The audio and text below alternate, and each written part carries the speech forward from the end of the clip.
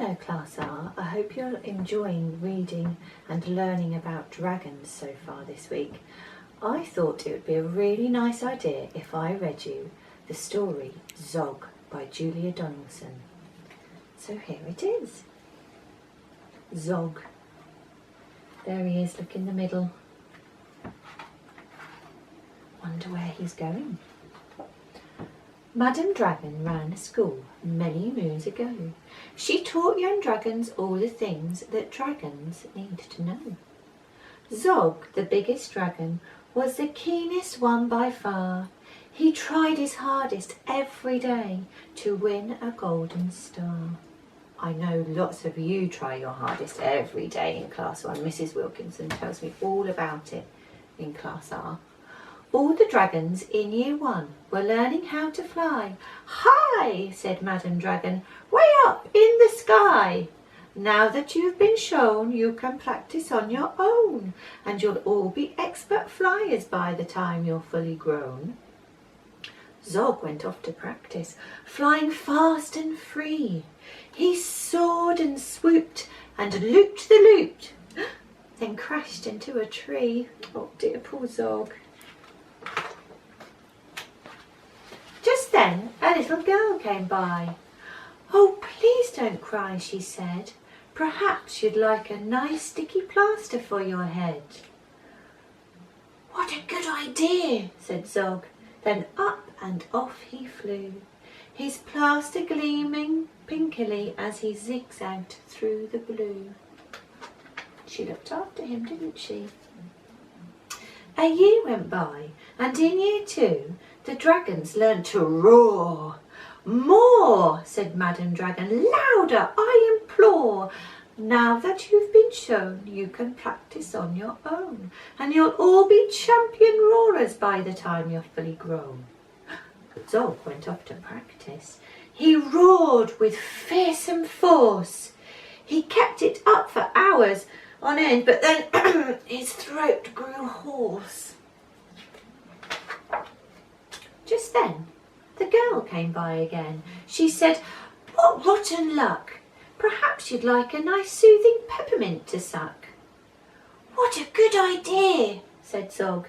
Then up and off he flew, and breathing fumes of peppermint, he zigzagged through the blue. So we've had Year 1, we've had Year 2, and now we have Year 3. A year went by, and in Year 3, the dragons learned to blow. "No," said Madam Dragon, "breathe out fire, not snow. Now that you've been shown, you can practice on your own, and you'll all be breathing bonfires by the time you're fully grown." Zog went off to practice. He blew with all his might. He twirled around in triumph, and his wingtip caught alight. Just then, the girl came by again. She said, "You poor old thing, perhaps you'd like a nice stretchy bandage for your wing." I can tell the years are going by because the girl looks like she's growing older. "What a good idea," said Zog. Then up and off he flew, his bandage flapping wildly as he zigzagged through the blue. Now we come to 1 more than 3, we come more to 4. All the Year 4 dragons were learning, can you guess? "Yes," said Madam Dragon, "how to capture a princess. Now that you've been shown, you can practice on your own. You'll need to capture hundreds by the time you're fully grown." Zog went off to practice. He tried and tried and tried, but he simply couldn't manage. "I'm no good at this," he cried. "I'll never win a golden star." Then just then he saw the girl. "Perhaps," she said, "you'd like to capture me.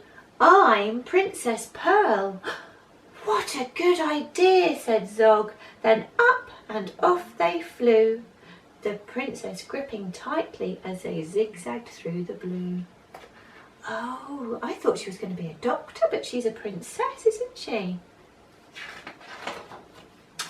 "Ah," said Madam Dragon, "our First princess so far. Congratulations, Zog, my dear. You've won a golden star. Zog was proud and happy, and Pearl felt good as well. So that she took the dragon's temperatures and nursed them when they fell. I wonder why Pearl's feeling good as well.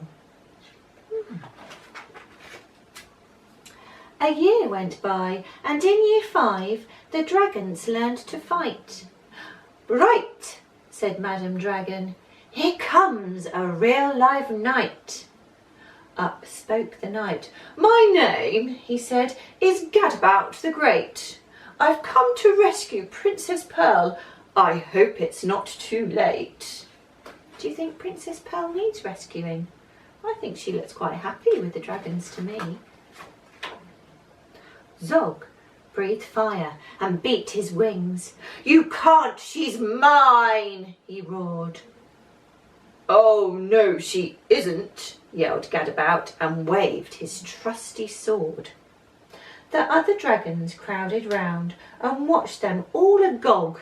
Agog means in a bit of a shock. Who was going to win the fight? Said Gadabout or Zog. Then Princess Pearl stepped forward, crying, Stop, you silly chumps! The world's already far too full of cuts and burns and bumps. Don't rescue me. I won't go back to being a princess and prancing round the palace in a silly frilly dress.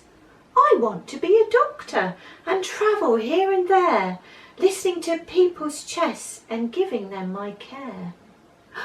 Me too, exclaimed the knight, and took his helmet off his head. I'd rather wear a nice twisty stethoscope, he said. Perhaps, princess, you'll train me up. And Pearl replied, Of course. But I don't see how the two of us could fit upon your horse. Can you see what's going to happen? Then Zog said, Flying doctors! I'd love to join the crew. If you'll let me be your ambulance, then I can carry you. Bravo, said Madam Dragon, an excellent career, and all the year 5 dragons gave a loud resounding cheer. Then Madam Dragon told the horse, I really hope you'll stay. I'll let you be my pupil's pet and feed you lots of hay. What a good idea, said Zog. Then up and off he flew, the flying doctors waving as they zigzagged through the blue. Oh, I'm glad it's got a happy ending. So in that story, Zog was at school, wasn't he? And he was learning lots of different things. And he tried and tried really hard to get that golden star. I think a lot of you in class are trying really hard. I wonder if you could tell your mums and dads what you really enjoy doing at school and what you're really excited to do once you return in September. Okay, bye-bye.